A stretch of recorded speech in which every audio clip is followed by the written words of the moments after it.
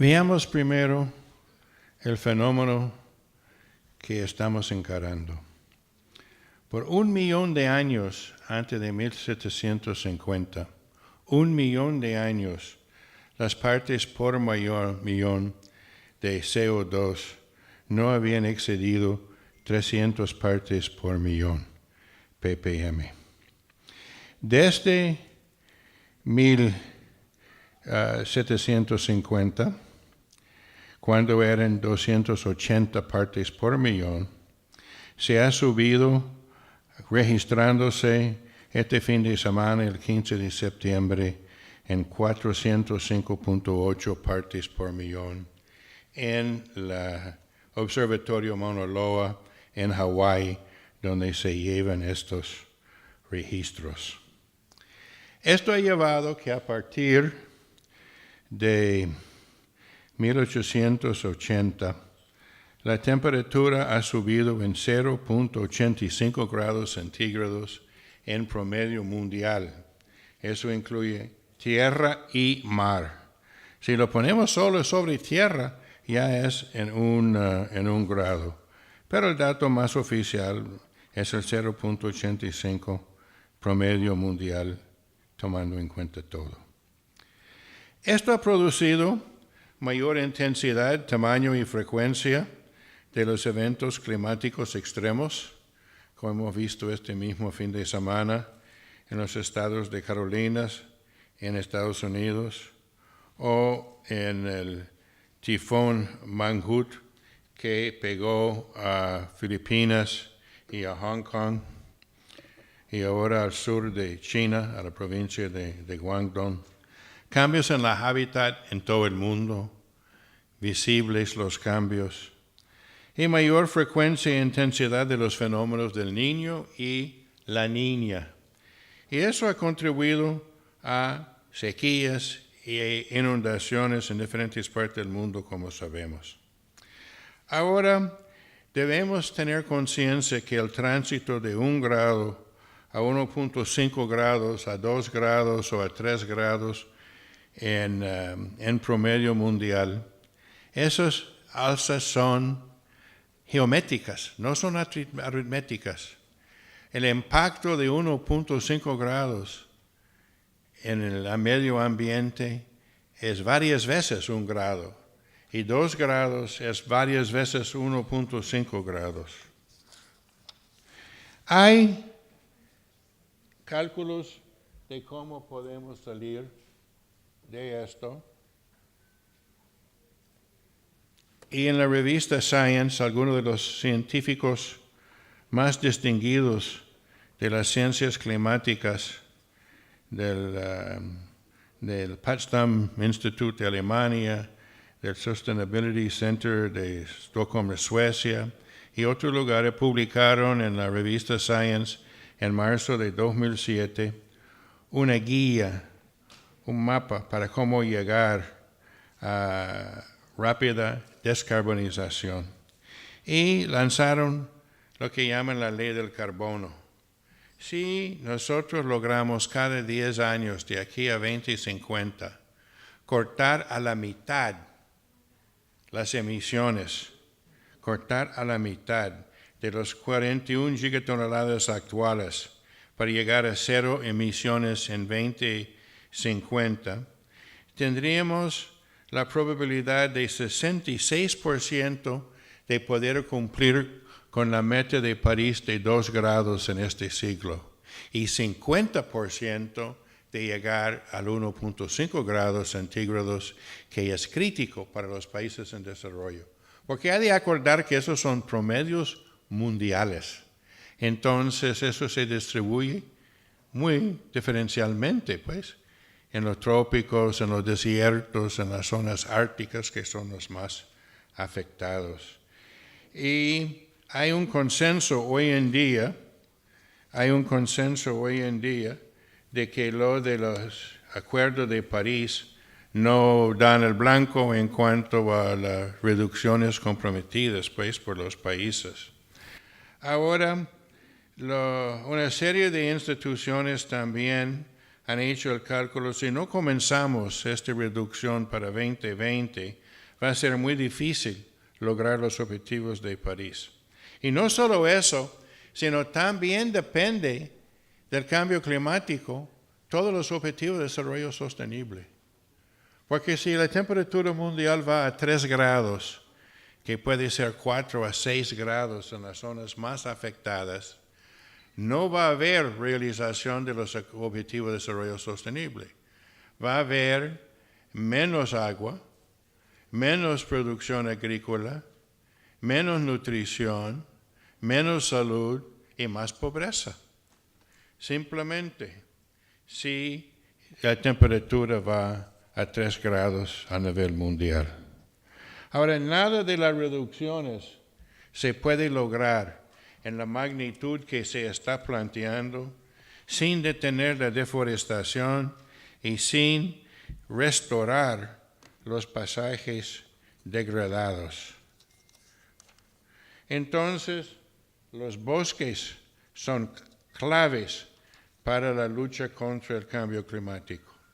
En su doble función de sumidero enorme de 2.600 millones de toneladas de CO2 al año, como fuente de emisiones, en que la deforestación constituye cerca de 24% de las emisiones provenientes en el mundo de cambio de uso de la tierra. Ahora, UNEP señala de que los compromisos, los NDC, que comprometieron los países en el Acuerdo de París, solo van a alcanzar una tercera parte de la reducción de emisiones necesarias para lograr el objetivo de 2 grados. O sea, es necesario aumentar el nivel de ambición en las emisiones, sobre todo los grandes emisores. Los dos más grandes constituyen 50% de las emisiones. Los 10 más grandes, 72% de las emisiones. Los 100 países más pequeños representan 3% de las emisiones. Por ahí no hay el carbono para lograr la meta. Donde está es en los 2 más grandes y en los 10 más grandes. Ahí está concentrado. Entonces, la World Resources Institute señala que detener la deforestación y permitir que los bosques dañados retomen su condición normal sería el equivalente a una reducción de hasta 30% en las emisiones actuales de todas las fuentes. Es la forma más costo efectiva para alcanzar las metas de París. FAO señala que los costos por degradación por las pérdidas de bosque oscilan entre 2.000 y 5.000 millones de dólares cada año, en tanto que la degradación del paisaje representa entre el 3 y el 16% del PIB agrícola de los países del mundo. Los 31 países en el mundo se han hecho compromisos de acuerdo al Bond Challenge. Y eso requiere ingentes sumas de financiamiento, unos 50.000 millones al año para lograr los fondos que implican los compromisos del Bond Challenge. El Bond Challenge plantea de lograr para 2020 reducciones de 150 millones de hectáreas. Eso cuesta 36.000 millones al año. En América Latina, dentro del Bond Challenge, está la iniciativa 20 por 20, en que está muy activo el World Resources Institute, y eso tiene la meta de restaurar 20 millones de hectáreas en América Latina y el Caribe para el año 2020. Eso cuesta 5.311 millones de dólares.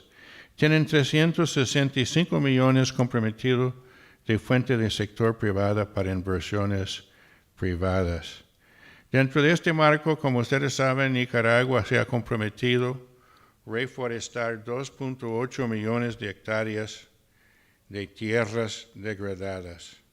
También hay una declaración de Nueva York para 350 millones de hectáreas que implica 49 mil millones de dólares y el objetivo de desarrollo sostenible es 15.3 sobre la neutralidad en la degradación de la tierra. Esa meta es para 2.000 millones de hectáreas de aquí a 2030 y eso requiere 318 millones al año. Como se pueden apreciar, estos son ingentes recursos. Pero parte de esos recursos pueden venir de las inversiones, porque las inversiones forestales son muy rentables, muy rentables. Son de largo plazo, sí, en un mundo cuya mentalidad es eminentemente cortoplacista, pero sí son muy rentables. Incluso yo he hablado con gente de entidades de inversiones muy serias que ven como estándar de oro las inversiones forestales para las inversiones de largo plazo. Por ejemplo, el costo de restauración de una hectárea del bosque tropical es $3,450. Eso genera un valor actual neto de $148,700. O sea, un beneficio-costo de 37.3 veces. En cuanto a otros bosques, es 10.3 veces. Y para el bosque Mato Raloso es beneficio-costo de 28.4 veces. Ahora, hay especies como el pino caribense en Nicaragua, en Caribe Norte, que llegan a madurez en 20 años. Y también la tica, la caoba, llegan a ser madurables a esa edad, no a plena madurez, pero sí madurables a 20 años. Y hay un raleo a 16 años. Esto es muy significativo porque, por ejemplo, el pino escandinavo demora 120 años en llegar a madurar. 120 años comparado a 20 años. ¿Quiénes están invirtiendo en bosques y restauración? Bueno, hay un financiamiento propiamente climático que vamos a ver en un momento. Está el sector privado, inversionistas institucionales, unos por motivación climática, responsabilidad social climática. También hay el fenómeno de los bonos verdes que vamos a ver. Hay la cooperación para el desarrollo, cierto financiamiento no gubernamental, ciertos fondos que hay para el medio ambiente, presupuestos estatales y financiamiento no tradicional. Veamos el financiamiento climático. De los fondos, el más grande es el Fondo Verde Climático, que tengo el honor de ser el copresidente representando a los países en desarrollo. El otro copresidente es Leonard Boge de Suecia. Y eso fue creado ideado en el COP de Copenhague y fundado en el COP 17 de Durban. Y sus objetivos es lograr financiamiento para mitigación y adaptación en los países desarrollados. Tiene dos modalidades: trabajar a través de entidades acreditadas como Banco Mundial, BID, PMA, FIDA, FAO, que pueden trabajar con los países, con los interesados en los proyectos, en formular un proyecto y presentarlo al Fondo Verde. También hay entidades de acceso directo, que son entidades nacionales que no tienen que pasar por ninguna entidad acreditada, sino sacan una acreditación ellos mismos. También hay una autoridad nacional designada que tiene que dar el visto bueno a todo proyecto que sale de un país para tener un control sobre el actuar del Fondo Verde en un país. En el caso de Nicaragua, este es Ministerio de Hacienda y Crédito Público. Ahora, se ha sacado un proceso de aprobación simplificado, porque había la crítica de que demoraba mucho, 1 año o 2 años, las aprobaciones en el Fondo Verde.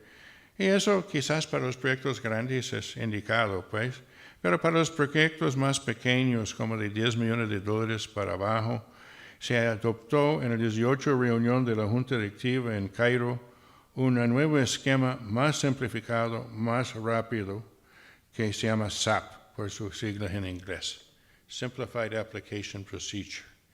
Y Namibia, no siendo ni corto ni perezoso, aprobó inmediatamente, y en la reunión de febrero en Corea salieron con un proyecto de $10 millones, 9.3 millones del Fondo Verde y 700,000 otorgado por el Ministerio de Medio Ambiente de Namibia. Ese proyecto era para los pastizales de los ganaderos en los ríos en el norte de Namibia, que estaban en situación muy crítica. Ahora se ha aprobado en el Fondo Verde proyectos de NDRED también, y ya se han aprobado $340 millones de proyectos de NDRED. Eso es nuevo en el Fondo Verde, están acostumbrándose a acoplar con el NDRED, pero eso va a ser de enorme crecimiento en el futuro. También hay de ver también que la movilización inicial de recursos del Fondo Verde era $10.2 mil millones. Se está terminando las asignaciones de esos fondos y este año se va a lanzar la nueva movilización que se llama Replenishment, y eso va a realizarse en 2019 para financiar el periodo 2019 y 2022. También está el Forest Carbon Partnership Facility, que es un mecanismo que tiene 1.1 mil millones en un fondo de carbono y tiene 370 millones en un fondo de preparación. No, es 1.1 mil millones en total. Son 370 millones comprometidos en el fondo de preparación y 740 millones comprometidos en el fondo del carbono. Nicaragua ya se ha calificado para eso y está recibiendo plata preparativa en 2 entregas, y también va a haber fondos de incentivos que vamos a ver en un momento. El Banco Mundial es el fideicomiso de ese fondo también. Y el Banco Mundial tiene sus actividades propias también, directos, con el Banco Internacional de Reconstrucción y Fomento BIRF, con la Asociación Internacional de Fomento, AIF. La Corporación Financiera Internacional tiene más o menos 1,000 millones invertidos en forestales, y el banco calcula que 2,000 millones de hectáreas de tierras forestales perdidas o degradadas en los países necesitan restaurarse y rehabilitarse mediante intervenciones que están dispuestos a financiar. Ellos ven un triple triunfo aquí de medio de subsistencia rural, con seguridad alimentaria, con mitigación del cambio climático. Yo agregaría un cuarto, que sería la adaptación, porque la tierra degradada es peligrosa. La tierra degradada, de ahí vienen las correnterías rápidas que causan inundaciones en los valles. También de ahí proviene la sedimentación que paulatinamente llena los ríos y que es causa de inundación a largo plazo. También vienen los deslaves. Y sabemos en Centroamérica que deslaves equivalen a muerte. En el huracán Félix recuerda que habían 20,000 centroamericanos muertos o desaparecidos debido a deslaves, la mayor parte en Honduras, pero tristemente Nicaragua tuvo el derrame deslave de Casitas que cubrió las comarcas abajo, matando más de 3,000 personas. Y saliendo de León todavía se ve la mancha, ¿verdad? De donde vino por abajo el cerro Casitas. También hay el Fondo para el Medio Ambiente Mundial, GEF, que acaba de realizar su replenishment, su nueva movilización de fondos, y eso recaudó más de $4,000 millones. El GEF requiere una contrapartida nacional muy fuerte, entonces ese contrapartido hace que haya un efecto multiplicador de su financiamiento. Por ejemplo, con una inversión del GEF de 2.2 millones, han movilizado 9.5 mil millones para la silvicultura sostenible. Ahora, eso viene a representar las contrapartidas de otras fuentes, principalmente nacionales. Entonces, si se cumplen con sus expectativas, mejorarán más de 30 millones de hectáreas de paisajes forestales con múltiples beneficios y piensen de prevenir la liberación de 1.28 millones de toneladas de CO2e. ¿Cuáles son alternativas aparte del Fondo Verde Climático y el GEF? Bueno, hay un pequeño fondo de adaptación cuyo haberes totales son 345 millones, pero tiene acceso directo, ellos comenzaron con acceso directo y es amigable para proyectos pequeños. Ahora hay los bonos verdes como nueva fuente de financiamiento que ha surgido en los últimos años. Y eso está despegando, porque en 2016 habían financiamiento de 81.6 millones en bonos verdes, mientras el año pasado era 155.5 mil millones. Entonces, la Corporación Financiera Internacional del Banco Mundial, Armundi, es un gestor de activos europeos líder, están encontrando maneras de alentar a más instituciones financieras locales a emitir bonos verdes. Y se tiene el propósito de lograr $2,000 millones para intensificar los mercados de capitales locales y ampliar el financiamiento para el clima en los países en desarrollo. Alguna gente critica los bonos verdes de que es demasiado fácil una corporación, su CEO, su junta directiva, están siendo criticados que no están haciendo nada verde. En vez de cambiar sus políticas, en vez de cambiar sus formas de producción, ellos compran $50 millones verdes y dicen, mire cuán verde soy. Entonces, y eso simplemente está como una inversión en sus libros. Pero a mí no me importa la motivación realmente, con tal que se usa para un fin verde, que realmente sea para mitigación o adaptación, que el uso sea en ese fin. Yo creo que debemos buscar ese medio de los bonos verdes. También hay los bonos de restauración, que tienen una magnitud de 100 a 200 millones y el promedio de inversión de 3 a 10 millones. Y hay diferentes entidades, la Fondo Altalía para el Clima, el Fondo Moringa, que es activo en Nicaragua, el Fondo Livelihoods, Fund for Family Farming, Landscape Fund y Land Degradation Neutrality Fund, entre otros. Hay varias opciones allí en cuanto a bonos de restauración.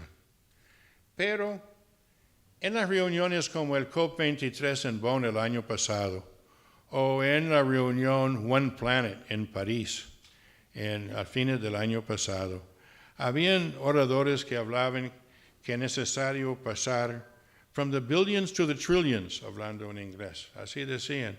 Y invariablemente sacaban aplausos a este planteamiento de pasar de los billones a los trillones, hablando en inglés, que en castellano sería de los miles de millones a los billones. Pero eran muy escasas las explicaciones de cómo se puede dar ese tránsito.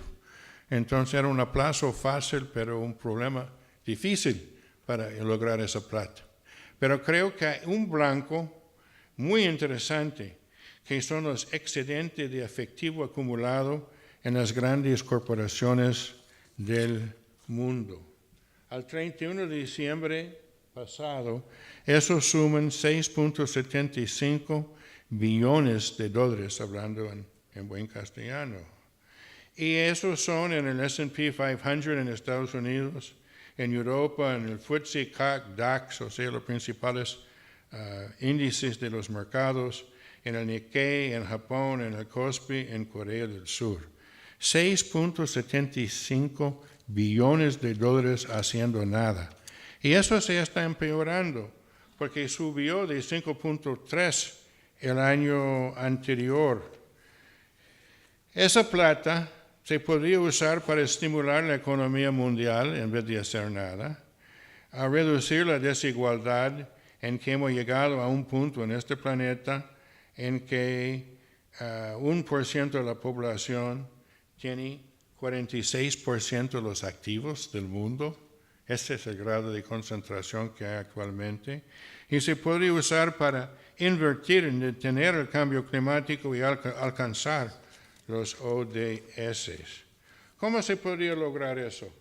Bueno, se podría sacar esa plata a través de los bonos verdes.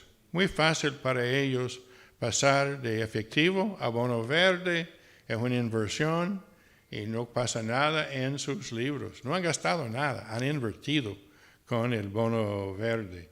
Incluso algunos de ellos están pagando para estacionar esa plata en bancos en los países con intereses negativos, como Suecia, Suiza, Japón. Entonces, eso podría ser Banco Mundial, el BID, el BCE, el Banco Europeo de Inversiones, el Banco Asiático de Inversiones, que fundó la China recientemente, o sea, instituciones financieras con AAA, con rango de AAA, y se puede vender los bonos. ¿Y qué se debe hacer con esos fondos? Para rápido uso, se debe usarlo a través del Fondo Verde Climático, a través del GEF, a través del Adaptation Fund, a través de los Forest Carbon Partnership. O sea, no perder tiempo tratando de crear cosas nuevas. Usar las estructuras existentes que podrían canalizar a estos fondos. También los Climate Investment Funds del Banco Mundial se podrían canalizar estos fondos. ¿Cómo se podría lograr eso? Bueno, de unos notables como el presidente Kim del Banco Mundial, de los CEOs de las corporaciones mismos, de alguien como Michael Bloomberg, el exalcalde de Nueva York.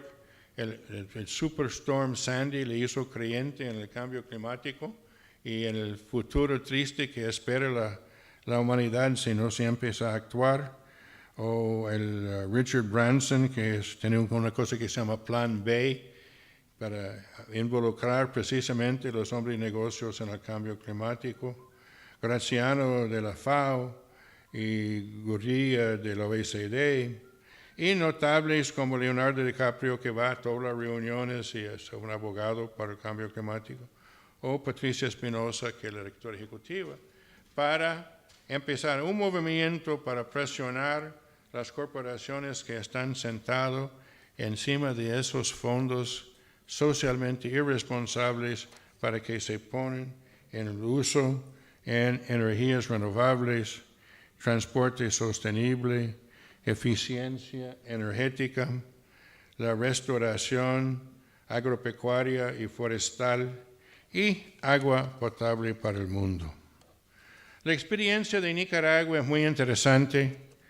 Obedece a que el presidente Ortega, la vicepresidenta Morillo, otorgan una primera prioridad al cambio climático, por considerarlo uno de los mayores obstáculos al desarrollo de Nicaragua y una de las mayores amenazas para la humanidad y la vida en el planeta Tierra.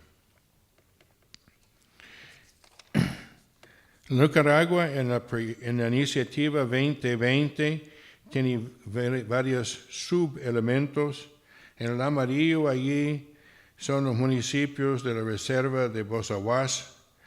En el rojo, municipios de Café de Sombra.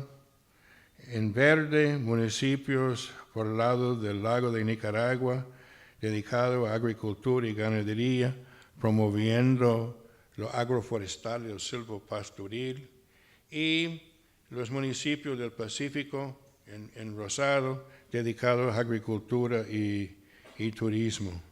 Y hay varias instituciones participando, incluyendo empresas privadas y empresas que ya tienen plantaciones en Nicaragua.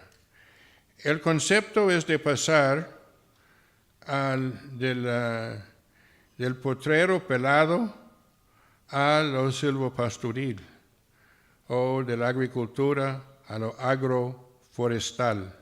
Nicaragua en la fase de preparación está recibiendo $8.8 millones. La metodología aquí es muy exigente. No todos los países logran calificar. Fuimos a una reunión en Bruselas cuando Nicaragua pasó la primera valla y había varios países que quedaron. Y después había de hacer más trabajo, porque uno tiene que constatar metodológicamente, con técnicas muy exigentes, que sí está captando la cantidad de CO2e que se dice. Y ahí es donde está el compromiso de Nicaragua de secuestrar 11 millones de toneladas de CO2e en los próximos 5 años. Y eso va a liberar por resultados $55 millones. Y se ha hecho el trabajo en NDRED para ver los mecanismos para distribuir esos fondos. Para que vea el significado de eso, ese 11 millones es algo que es significativo y es un buen desafío. Las áreas de reducción son criterios de la selección de áreas, son potencial forestal, avance de la frontera agrícola, territorios indígenas, reservas de biosfera. Y los 2.8 millones de hectáreas hay reforestación, manejo de bosques, conservación de áreas protegidas y sistemas agrosilvopecuarios. Y ahí están los 11 millones de CO2 que tienen que salir de eso y los pagos de 55 millones. También tiene un papel el sector privado en este esfuerzo.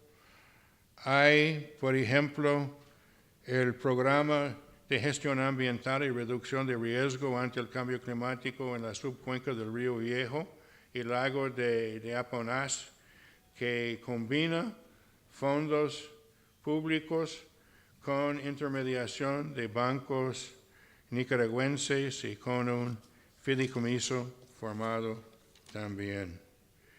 Hay implantaciones de teca, de caoba, pero principalmente de teca, pero también de pinos, 30,000 hectáreas. Esos representan una inversión de $127 millones y esas empresas están continuamente buscando inversionistas para sus plantaciones. Han hecho experimentación también y experimentación en las cafetales usando madera mucho más rentable para sombra que la madera, que los árboles tradicionales. Ahora, hay un evento muy grande que va a suceder entre el 1 y 5 de octubre, y eso es pronto, pues, y eso es de que la IPCC, el Intergovernmental Panel on Climate Change, o sea, el panel de científicos de la Convención de Cambio Climático, realizará la primera reunión conjunta de los grupos 1, 2 y 3, en que está dividido por varios temas, y estaría dedicado a la aprobación de un informe especial sobre la limitación del calentamiento global a 1.5 grados. Esto es muy interesante. Eso que salió en Science en marzo de 2017 de Schnellhuber y de Rockström, que hemos visto, eso era como un anticipo de eso del IPCC, porque esos científicos también son activos en el IPCC. Pero aquí ellos ya habían sacado oficialmente un documento sobre el 2 grados, su impacto y maneras de limitar a 2 grados. Y planteamos en el COP, los países en desarrollo, tenemos que tener lo mismo para el 1.5 también, que es la meta que más conviene a nosotros y más conviene que nosotros hacemos cabildeo para realizar los cambios de políticas a nivel mundial, para limitar el cambio climático a 1.5 grados, para limitar los impactos. Ya estamos sintiendo estos impactos acá, y ni quiere Dios que va a 3 o 4 grados a nivel mundial, porque eso tendría impactos catastróficos para nosotros. O sea, que nosotros tenemos los conocimientos y tecnologías para lograr esto en lo forestal, en Nicaragua y en el mundo. Tenemos los especialistas también y tenemos los trabajadores que pueden realizar esto. Y hay capital disponible, hay mucho capital en el mundo, pero está mal asignado, como se puede ver con 6.7 billones de dólares en efectivo haciendo nada, cuando hay tantas cosas que se tienen que hacer. Y realmente nosotros entonces se hace falta voluntad social y voluntad política, una movilización para reasignar recursos del capital ocioso a un capital productivo dedicado a la mitigación, la adaptación y también a pérdidas y daños. Se está resistiendo los países desarrollados a aceptar pérdidas y daños como otra categoría, pero se va a ir acumulando los países con fuertes daños. Yo creo que hay una nueva categoría también. Dominica fue aplastado, perdieron todos sus sistemas. Es una nueva categoría que es desastre catastrófico. ¿Y cómo definiría ese tipo de desastre? Que cayeron todos los sistemas al mismo tiempo. En una sociedad puede haber un desastre. Algunos sistemas están golpeados, quizás cayó algún sistema, pero están los otros sistemas para responder, para reconstruir. Y en Dominica todo se fue, todito. Entonces no tenía ningún sistema. Y cómo comenzar a reconstruir en esas circunstancias es cualitativamente diferente que un desastre normal. Entonces los desafíos son grandes y requieren mucha movilización por parte de la sociedad civil, mucha movilización por parte de los estados que están comprometidos con la causa de parar el cambio climático a 1.5 grados en este siglo. Muchas gracias.